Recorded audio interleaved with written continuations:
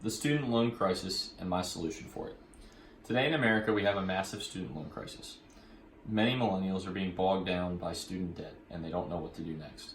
Politicians are taking ideas and trying to fix the current debt in place. But my solution is going to fix the future people from getting in the same position that people that currently have debt are already in. Protecting youth from themselves. Most people that take student loans are between 18 and 20 years old. Most of them don't understand the consequences of taking massive loans to go to school. Is it really right for us to be giving people loans without them understanding that they're non-bankruptable and that they have to pay them back no matter what? This is a dangerous idea, and we need to fix it. We need to fix it because it's a $1.6 trillion problem. This is not just a couple people in America that have this. There are a ton of people that are in a serious problem right now. They have all kinds of financial issues, and this is the lead one. Most people, it ranges from $40,000 to $100,000, but some people, it's even worse. How do federally insured student loans work? Basically, they're backed by the government, so you, the taxpayer, is guaranteeing that 18-year-olds can take loans to do this. Now, why is this okay? Because the 18-year-olds are going to have to pay them back no matter what. You cannot bankrupt student loans. So if you take it out, you have to pay it no matter what happens, and this is a very bad situation. Positive number one. There are some positives to the student loans. Thomas Jefferson said a democratic society depends upon an informed and educated citizenry. If we have more people going to college, overall, we will be a smarter society, and that can lead to a higher growth society and a better place to live. Another positive, it helps underprivileged people be able to attend universities. Without federally insured student loans, it would be much more difficult for people from low-income areas and people without a lot of assets or abilities to pay them back to be able to get these loans. But at the same time, these are the people that we're protecting. Just because they can't go to college right away out of high school doesn't mean they can't have a successful life. A negative, people taking on more debt than they can handle. A lot of times, the people that come from lower income places will take out loans of magnitudes that they can't handle. And then once they graduate, they're unable to handle them. This creates a lot of problems and makes it very difficult for them to break free and get into the upper middle class area. Why is this so bad? It's keeping 20-some-year-olds from being able to buy houses and do things in their financial lives to set them up for success long term.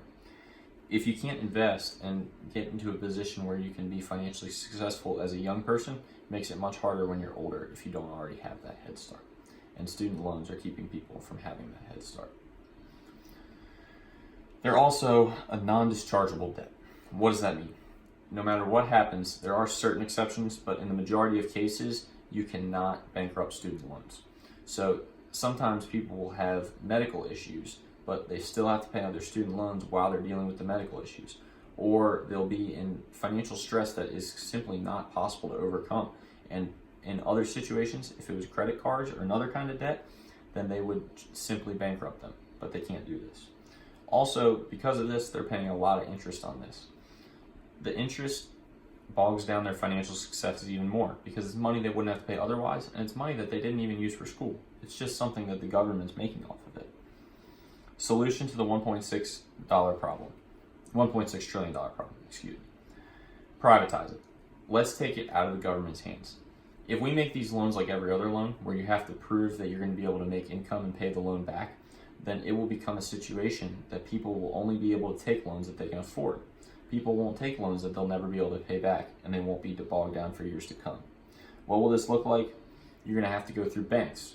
Will there be regulations on the banks? Obviously. You have to step up and make sure that they're doing the right thing, and still make sure that they allow certain loans to be given no matter what. You can't discriminate on race, you can't discriminate on anything like that, but you do give them the power. Why will banks not loan people money that can't afford it? It's because they don't want to lose a lot of money on it.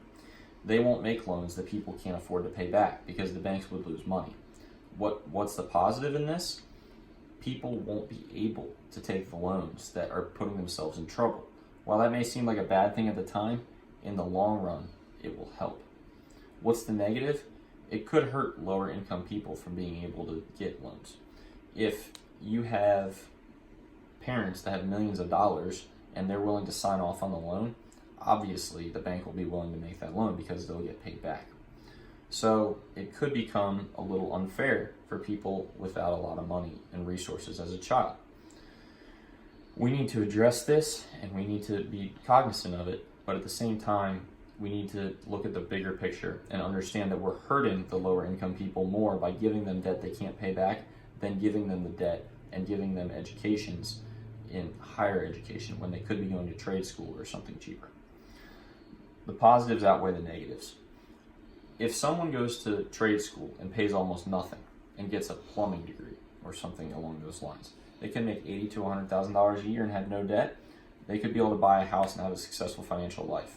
But if they go into school and go $250,000 in debt to do it, it's going to be much more difficult on them. Also, it could help tuition costs. If it goes to the private market, colleges won't have as much free reign over being able to increase tuition and make obscene costs go up and double the pace of inflation every year. This will help everybody because it'll make college cheaper and it'll make all the loans cheaper.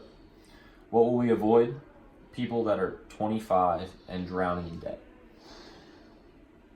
Already in America, we have $1.6 trillion in debt. Everyone knows this is an issue. So why do we want to continue this issue and continue to give people loans that they can't afford to pay back? This is just creating a problem. It's like the housing bubble. We gave people loans that they couldn't afford to pay back. It led to foreclosures. What will this all accomplish? It'll lead to a more successful society. How will it do that? We will be able to educate our people in things that they need, not just whatever the 18-year-old wants to do at that time. And it will make them more financially successful and able to invest in themselves in their 20s. Even be able to spend that on continuing education as they get older. Let's set the next generation up for success. This current generation is struggling in student debt. Why do we want the next generation to be doing the same thing? We need to fix this now and make sure that they don't have to go through the same thing that the current graduates are going through. Thank you.